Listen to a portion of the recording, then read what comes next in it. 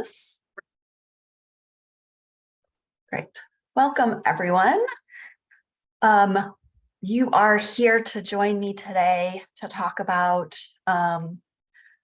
some federal funding opportunities primarily for coastal climate resilience projects. So thank you so much for joining me. My name is Claire Figner. I am the Coastal Habitat Projects Coordinator at the Department of Land Conservation and Development, as well as the Oregon Coastal Management Program. So glad to have you all here today. What I was going to do to talk about today, a few little disclaimers to start off. I was going to review just the role of the Department of Land Conservation and Development and Oregon Coastal Management Program, since that's who I work with, and then just dive right into the overview of some of these funding opportunities, provide a few tips to everyone, and then hopefully we'll have some time for questions. So that's the plan for our conversation today. So first off, I just wanted to let you know that this is just general information sharing. It may not be all inclusive. There may be additional funding opportunities that address coastal climate resilience, but these are the ones that are really opening up very soon, if not already open this summer.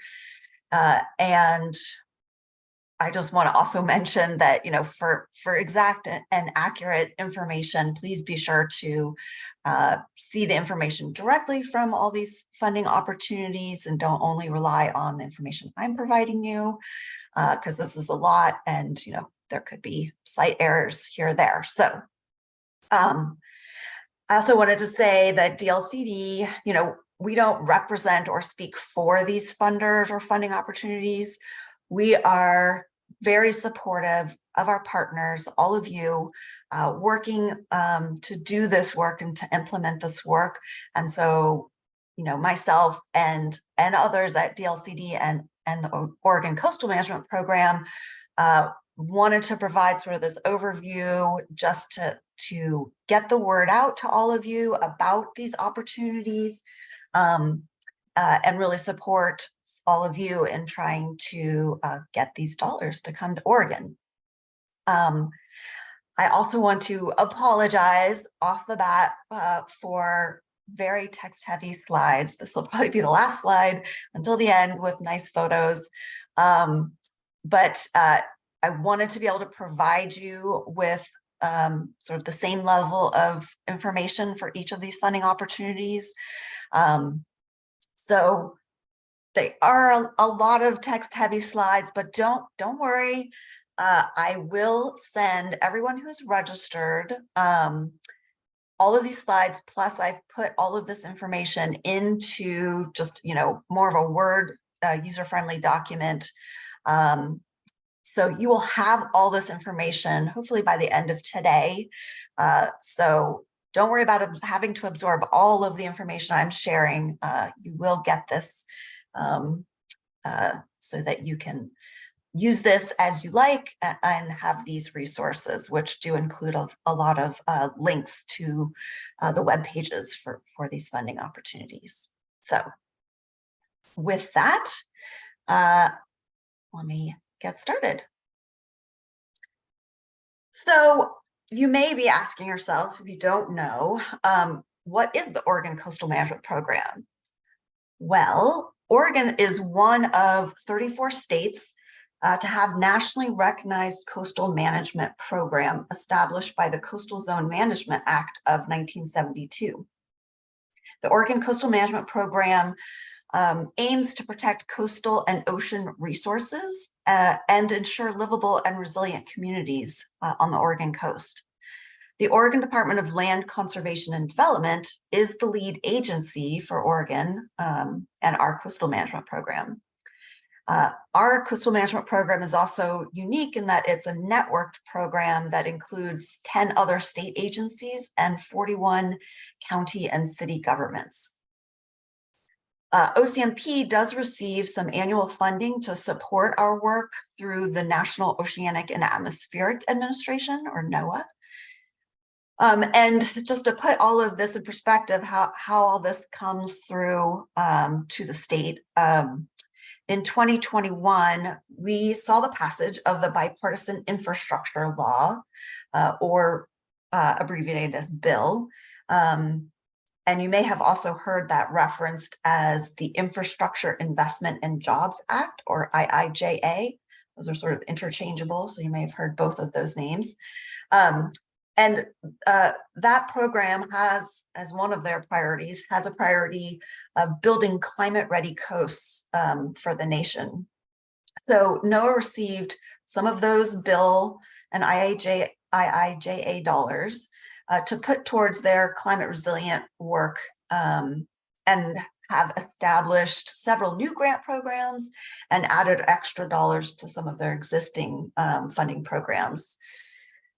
So one of those specific programs is designed and comes to the states through each state's coastal management program. And I will mention that program in our summary of funding opportunities.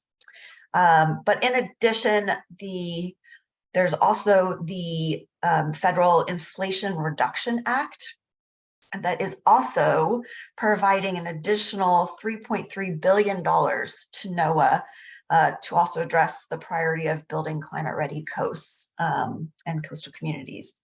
So those IRA dollars have to be allocated before the end of 2024, which is why this round of funding, a lot of these opening this summer and fall, that is why this will be like the largest funding year for any of these programs, because of that influx of IRA dollars in addition to the BILL dollars that are going into these programs. So it may feel challenging, and it's very overwhelming of all of the opportunities and all the varying nuances of them, but it may be your best opportunity to receive some of these fundings, since there is such a large influx of additional dollars being allocated this year. So again, the Oregon Coastal Management Program and Department of Land Conservation and Development, we are really providing this information because we want to see funding go towards your coastal resilience projects. So that is why we are providing this information and bringing partners together to think about these funding opportunities. So with that, let's just dive right in, and I will get started. So our first funding opportunity that I'm going to talk about is the Coastal Zone Management, Habitat Protection, and Restoration Bill funding opportunity. This is the one that comes through the Oregon Coastal Management Program and DLCD. And it's specifically, we have to be the applicants, and it's for coastal habitat restoration planning, and it can include land conservation or land acquisition projects. Because DLCD is an agency that doesn't own or manage land, we have opened up this opportunity to our coastal partners to apply for this funding for your projects. So you will be applying to DLCD for this opportunity, and then we submit those to NOAA through our agency. So this opportunity is currently open. The letters of intent are due to DLCD by July 13th.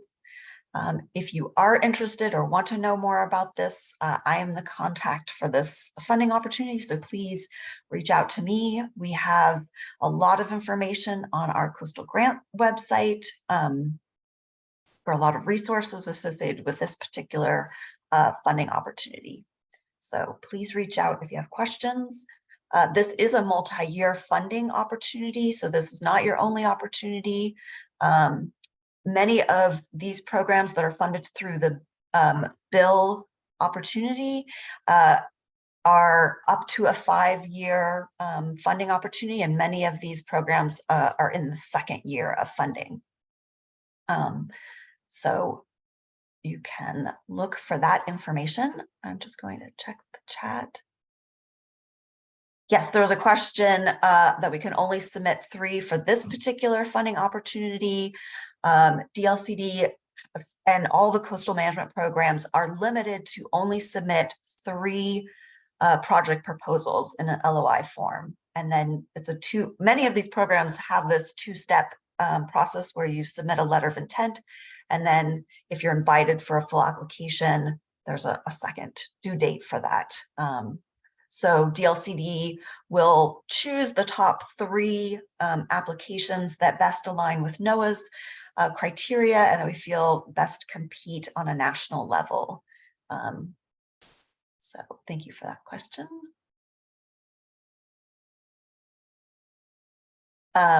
I will answer that question. What are some examples of past projects? I will answer that question towards the end of the session because I want to get through all of these opportunities, but that's a great question. I will be sure to get to that. And I will try to keep looking at the chat. So feel free to ask questions as we go along and I'll try to catch those. So our next opportunity is called Climate Resilience Regional Challenge. This one is administered by NOAA and their Office of Coastal Management. So if you're not aware, NOAA has multiple sort of offices or program areas that these funding opportunities might be from different offices within NOAA. This particular is Office of Coastal Management. This is a very large one-time opportunity for funding. So this is it, this one opportunity. And the LOIs are due August 21st.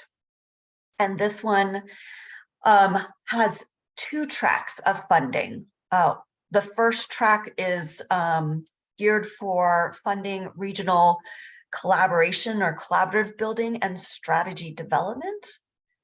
And this track 2 is more of actual like implementation of resilience and adaptation actions. So on the ground implementation of that work.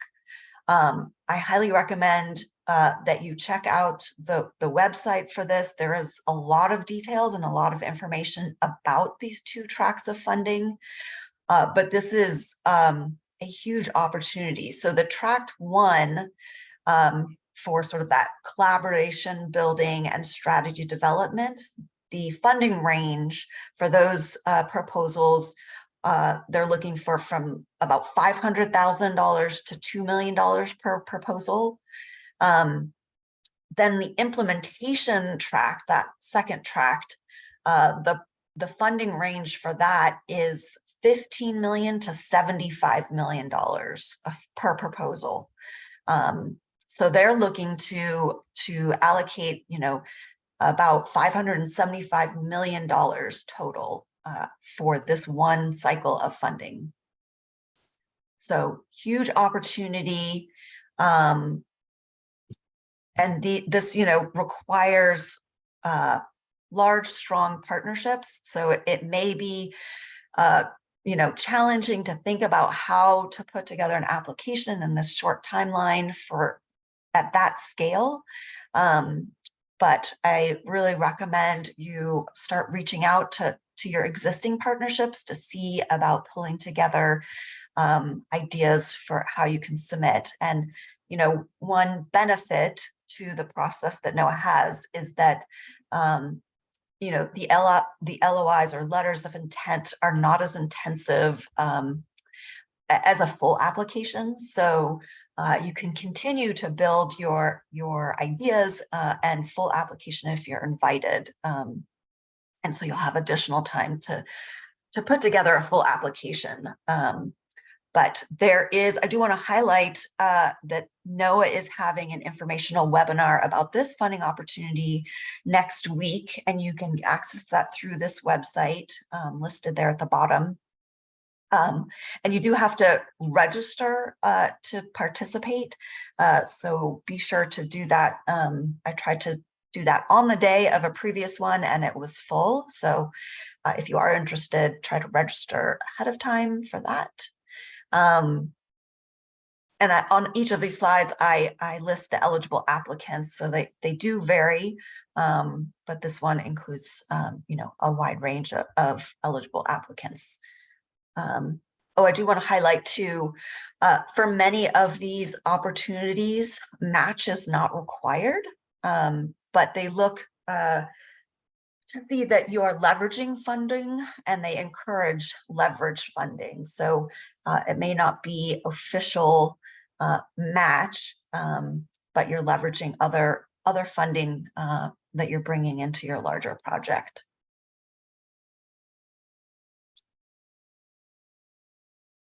The next funding opportunity is called Promoting Resilient Operations for Transformative, Efficient, and Cost Savings Transportation, or for short, PROTECT. This opportunity is actually administered through the Department of Transportation and the Federal Highway Administration. This program's purpose is to provide funding to plan for and strengthen surface transportation to be more resilient to natural hazards, which include climate change, sea level rise, flooding, impacts from extreme weather events, and sort of other natural disasters. So this one, they're looking to allocate $848 million for this cycle. This one does look, there's different sort of program areas you can apply for with this funding, and some of those program areas have different sort of federal share requirements, but it looks like those range from 80% to 100% that the federal share could be. So these also look at, one of those focal areas are at-risk coastal infrastructures grants.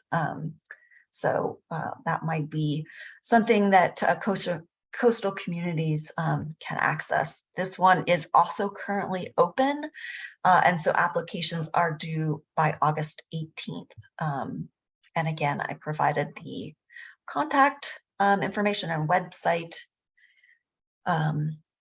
resources for you. The next one is Climate Ready Workforce for Coastal States, Tribes, and Territories Initiative. This one actually just opened this week and is administered by NOAA's Sea Grant.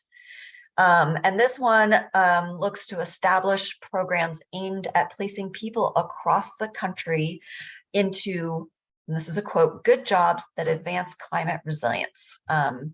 And it looks to assist employers in developing a 21st century workforce that is climate literate, informed by climate resilience, and skilled at addressing consequent challenges. So this one is kind of unique in that it is looking to build a workforce. And so this funding, it looks like they're allocating about $60 million this year for projects that range from $500,000 up to $10 million. Again, no match required, but leverage funding is encouraged. And like I said, this opened this week, so letters of intent are due by November 30th. And again, this is a two-step process. So if you're invited for a full application, that due date is due February 13th. And this funding opportunity also has some upcoming webinars. And again, one is happening next week. So if you're interested in this, check out Sea Grant's website there for information about their webinar on this program. And thanks for that question. And Casey also works with me at DLCD and OCMP, so she's helping answer some questions. But yes, I am recording. This will be available, as well as I will share the slides and like more of a Word document summarizing all these programs. So I will be sending out all of this information. So thanks for that.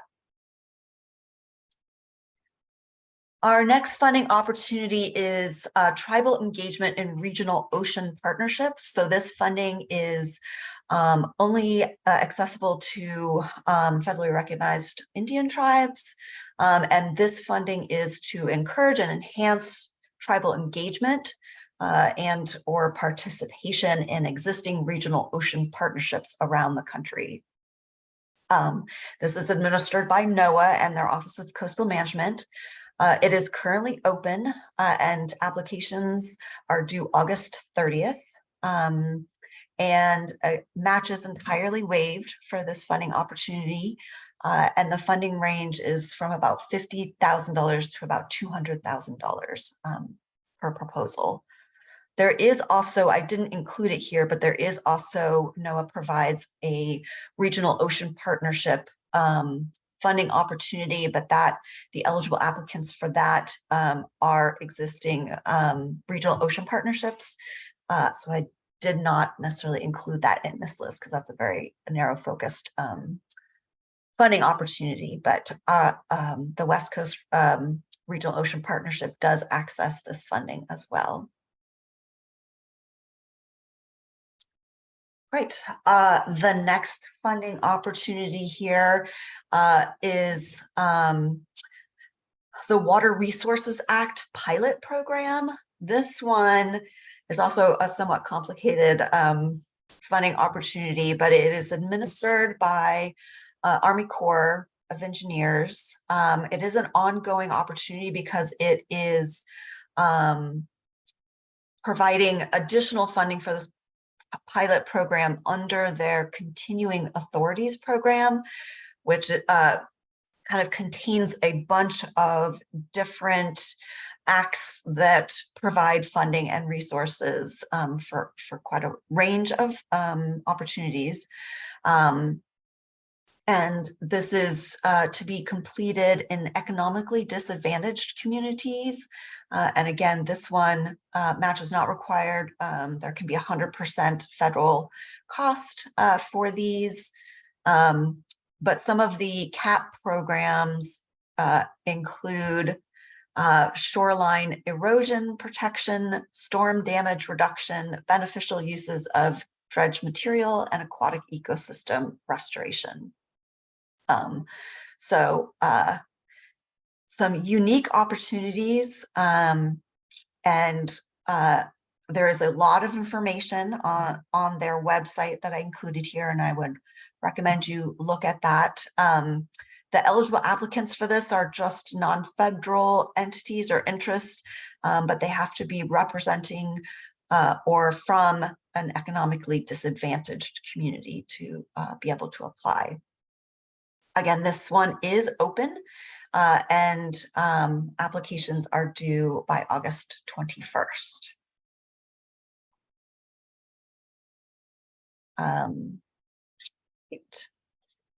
All right, the next one is a little more straightforward. It's called Restoring Fish Passage Through Barrier Removal.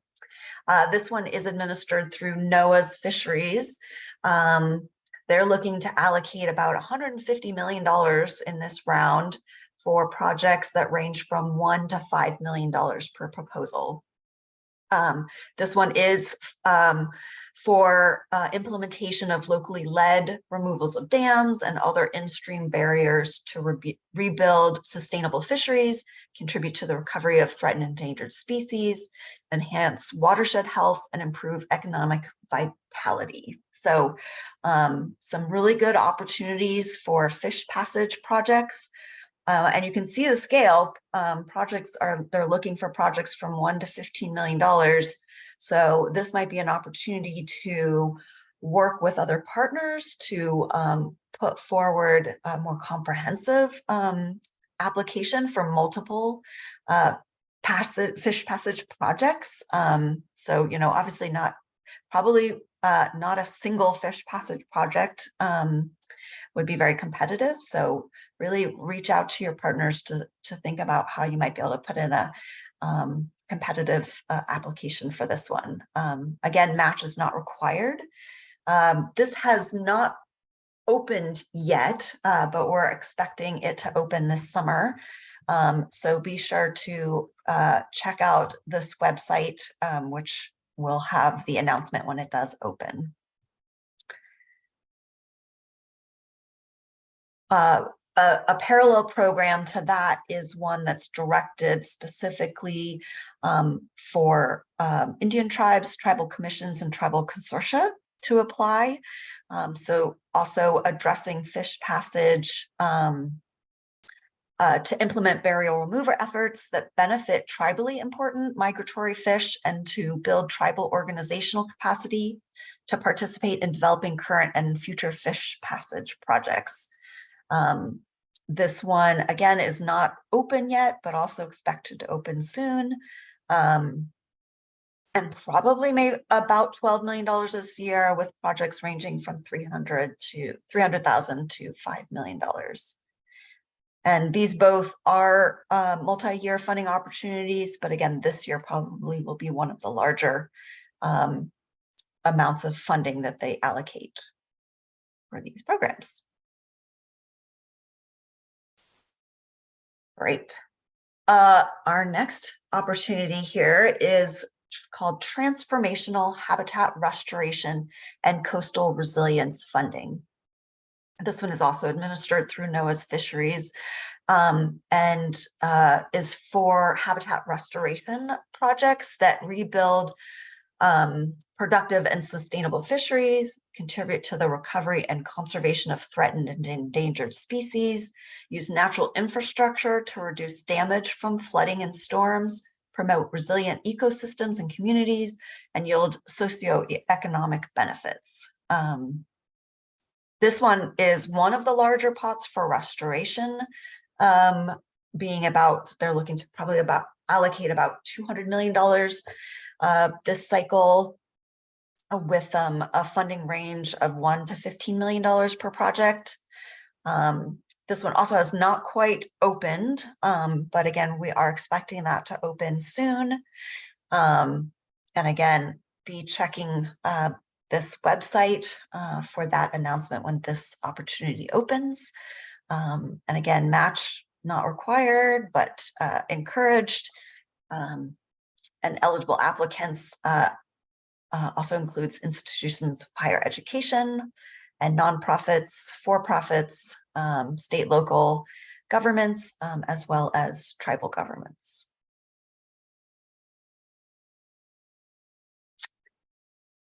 Great. Okay, we're making it through here.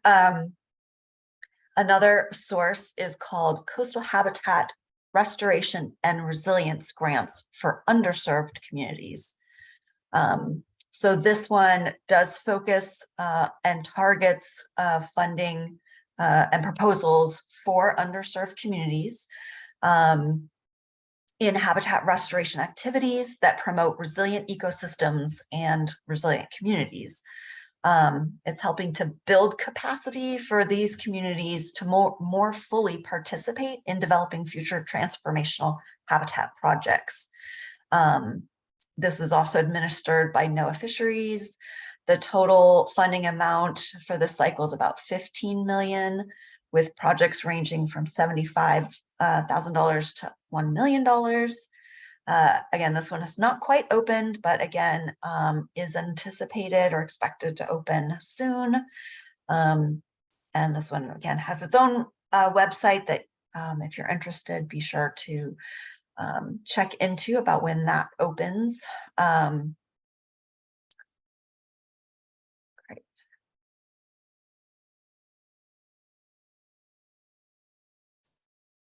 All right, another one is called National Fish and Wildlife Foundation's National Coastal Resilience Fund.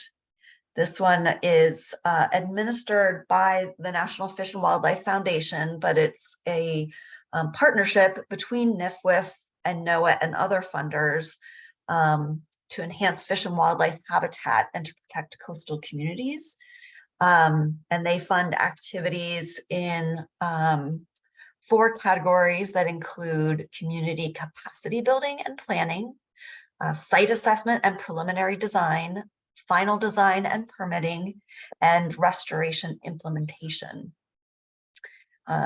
This program is already in the middle of their funding cycle for 2023. And so the next cycle that will open, I would anticipate being around February of 2024 if they open it at a similar time that they did this year. This year they were looking to allocate about $140 million. This is an ongoing funding opportunity, so that, again, there will be another announcement next year. And their funding range can sort of range from 100,000 to 10 million or greater. And again, match not required, but leveraged funding is encouraged. And you can see more detailed information. There's lots of information about this and resources for you to apply through NIFWF at this website.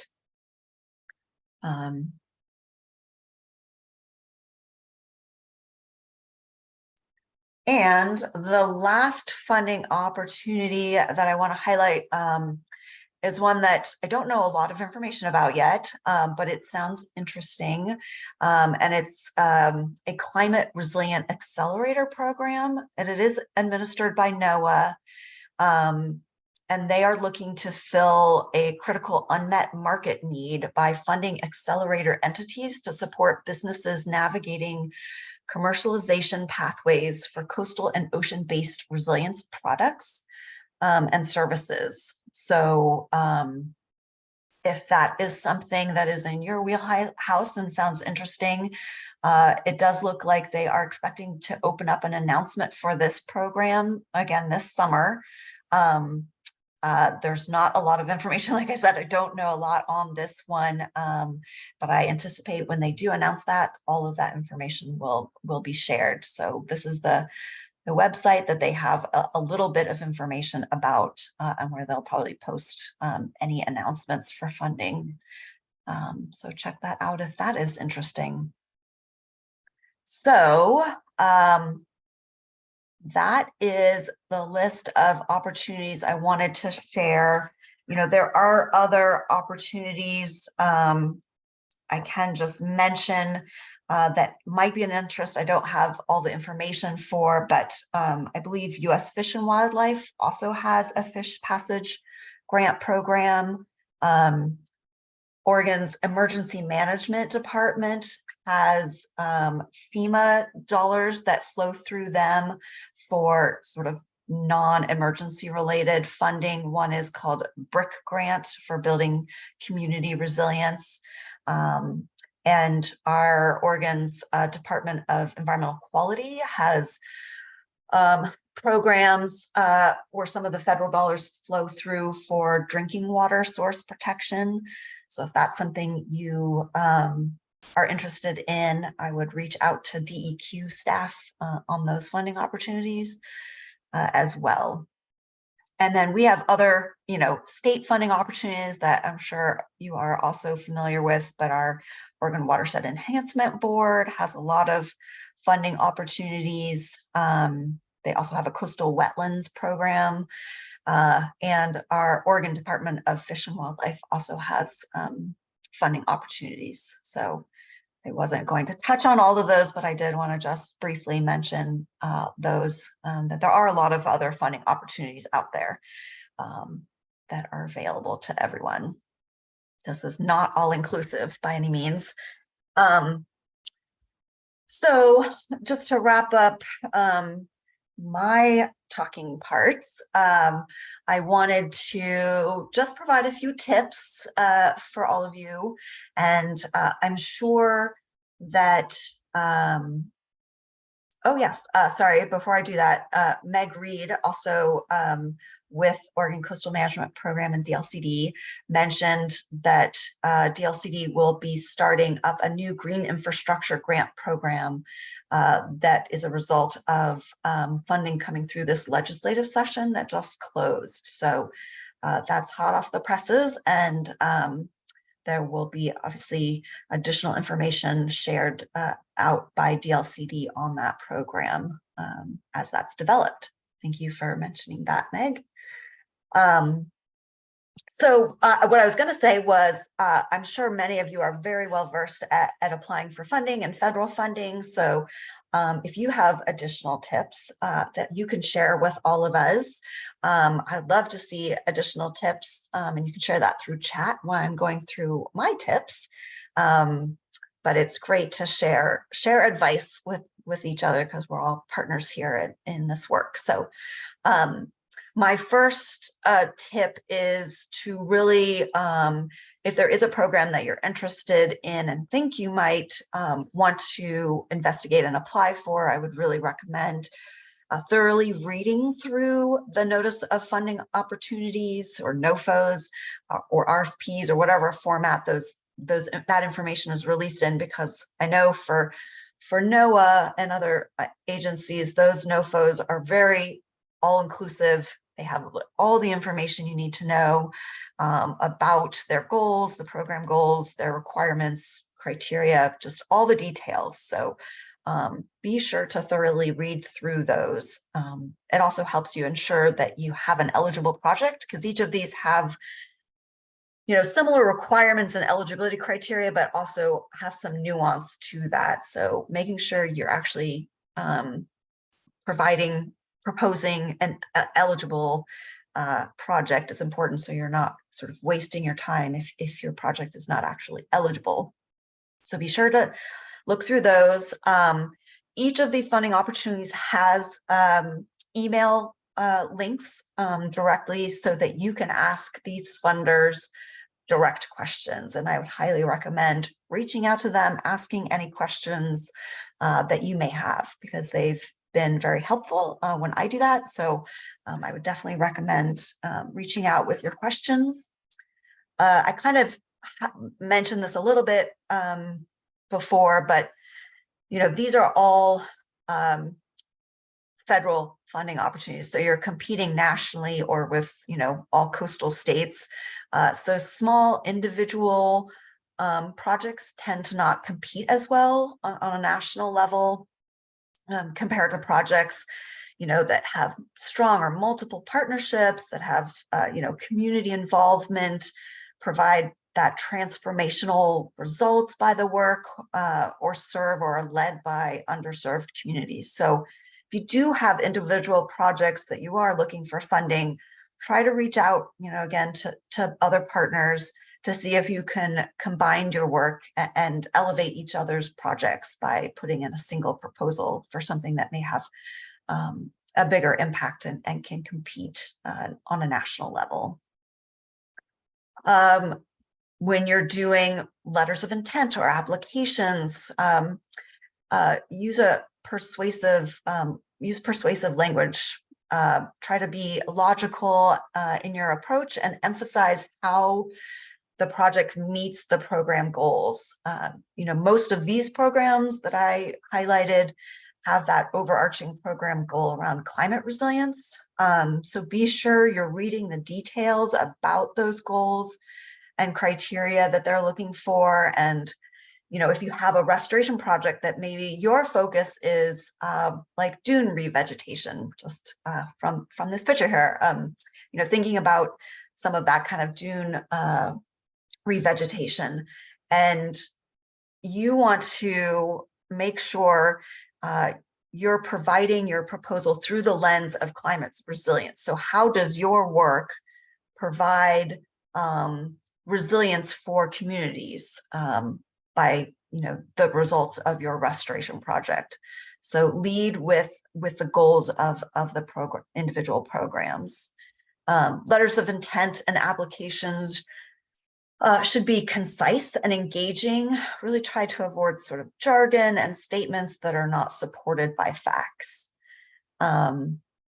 Again, be sure to review the evaluation criteria that's provided in those notices of funding opportunities.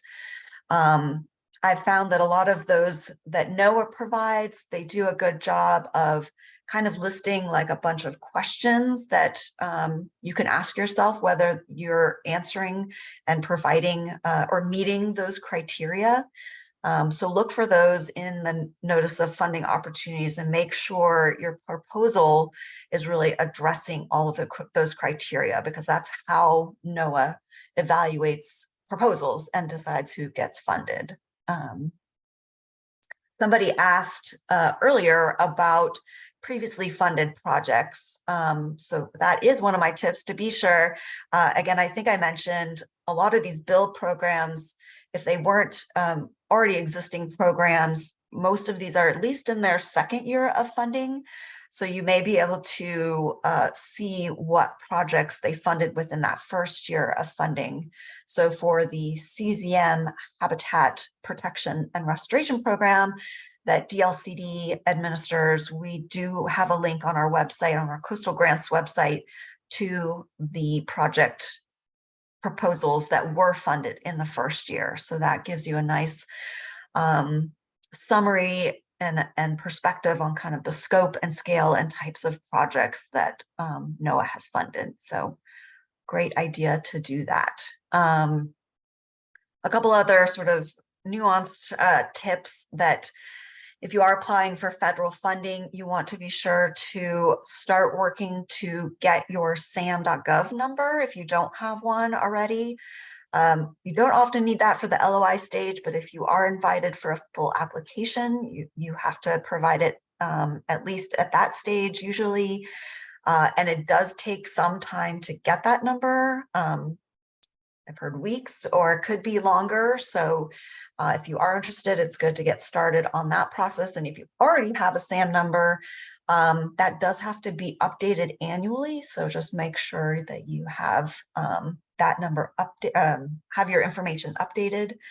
And then for these funding opportunities as well, there is a newer act that has requirements, and it's the Build America, Buy America Act. You may have heard of it, called BABA, which is also not a great acronym, but those requirements will impact especially restoration, on the ground restoration projects. It's new, there's some guidance out there, but it's good to familiarize yourself with that, especially again for on the ground restoration projects, because it's the focus of that is requiring construction materials, including like iron and steel, to be sourced from America or in America. And so there's not a lot of we don't have a lot of experience yet with that in restoration projects, but there may be supply chain delays because of this, as well as potential, cost in or change in costs for materials. So it's something good to be thinking about when you're planning for restoration projects, if you're applying for federal funding for those. So with that, let me see if other people have. Hey, Claire, this Yes. is Stacy. So I've answered a couple of the other questions that came up. Great. And one that we have not gotten to is Richard's question about, let me see if I can find it.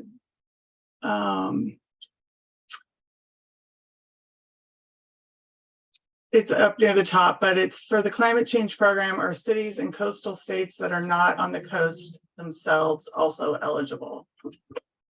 Yeah, and I would say be sure to look at the details for each funding opportunity, because they do vary slightly. So for Oregon's coastal management program, our coastal zone is actually quite largely defined, and you can find an exact map on our website, but our coastal zone is basically 3 miles out into the territorial sea up to, in general, kind of the crest of the Coast Range. And so for some of the other programs, there's varying definitions of what sort of the geographic range of projects. So it can be partners that are not on the coast. There could be activities that are not directly on the coast, but all of, in general, I'll say a lot of the requirements are that the results, the benefits are for coastal communities. I'm sure other communities also benefit, but it doesn't have to be sort of oceanfront coastal communities either. It could be communities in that coast zone, communities within estuary areas and coastal watersheds. So it's not just shoreline specific in most of these funding opportunities. That's kind of a vague general answer, but that's because each of those programs are sort of defined slightly differently. So just depending on which one you're most interested in, I would be sure to look at those details. Thanks, Claire. There's also a couple of questions about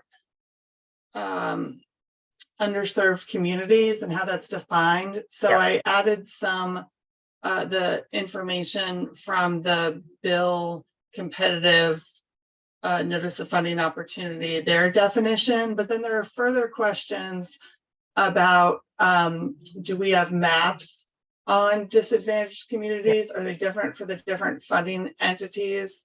Yeah. And some of the other agencies have been providing applicants with more specific criteria and spatial maps of disadvantaged communities. Yeah. I'm not aware that NOAA has something like that. Are you? So again, I would say, depending on which funding opportunity you're interested in, I would look at how they define it. So NOAA is not consistent across these opportunities. So some of the opportunities, NOAA looks to the local communities to define whether they're underserved, because they felt that community could best describe and define how they are underserved, if that's what they are. So in some cases, you may be able to define those metrics as that underserved community, and others look and have established metrics that they refer you to define if your community is underserved. So unfortunately, it's not a standard approach across all of these. So that's why I would definitely just refer to which funding opportunity you're interested in. And, different agencies have different metrics as well. And a lot of them that do have those metrics do have maps and GIS layers and tools for you to use that are helpful if you need to utilize those. So again, I would recommend diving into the ones that you are most interested in. I'm going to actually stop sharing so I can see everyone a little bit better.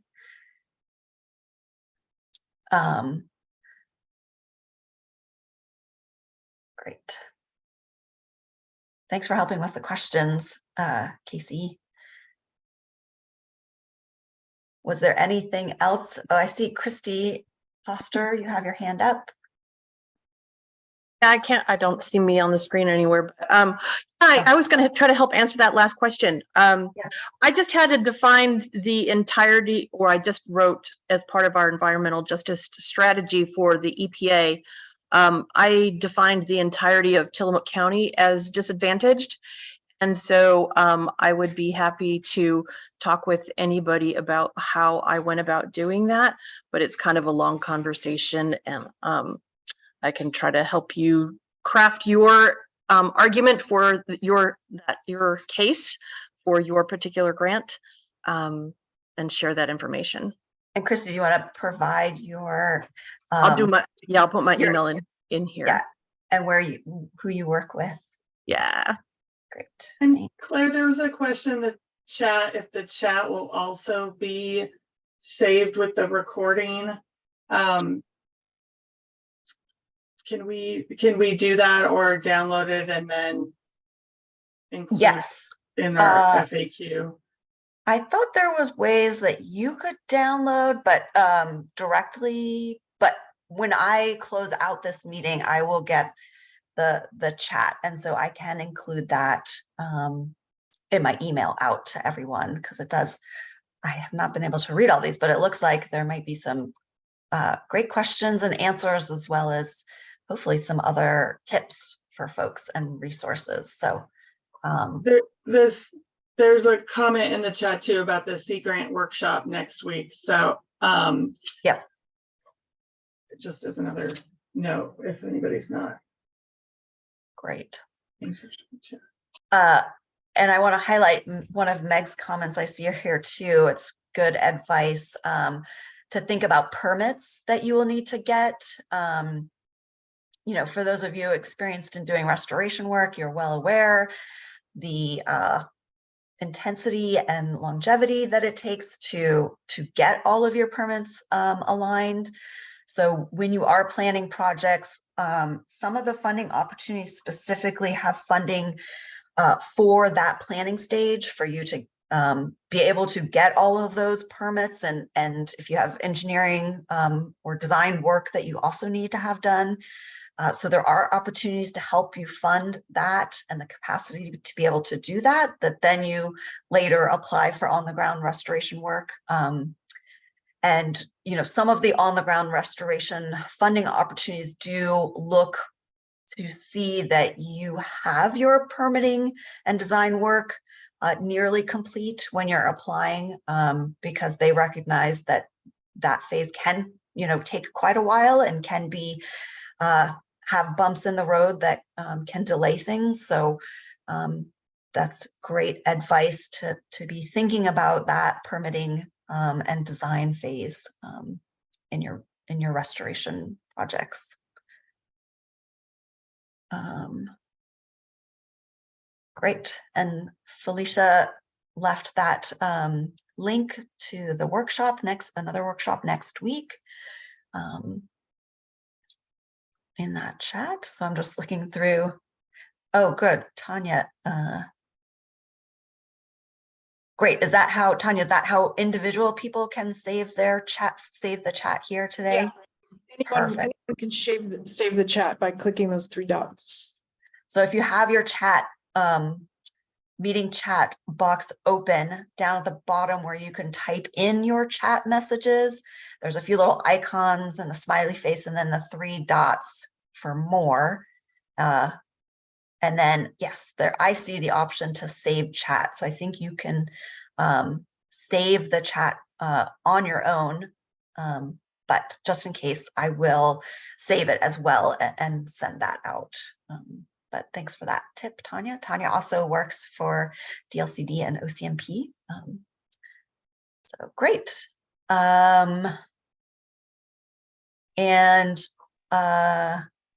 Great, let's see. Any other questions or tips that anyone has that we did not address or did not answer somehow? That anyone has? Let's give you a few moments here to think about any last questions in our last few minutes. Oh, great. We have another resource. Amanda Phillip said, depending on the project, if applicants need assistance with identifying permit pathways, a few of her colleagues can help. And she left her contact information.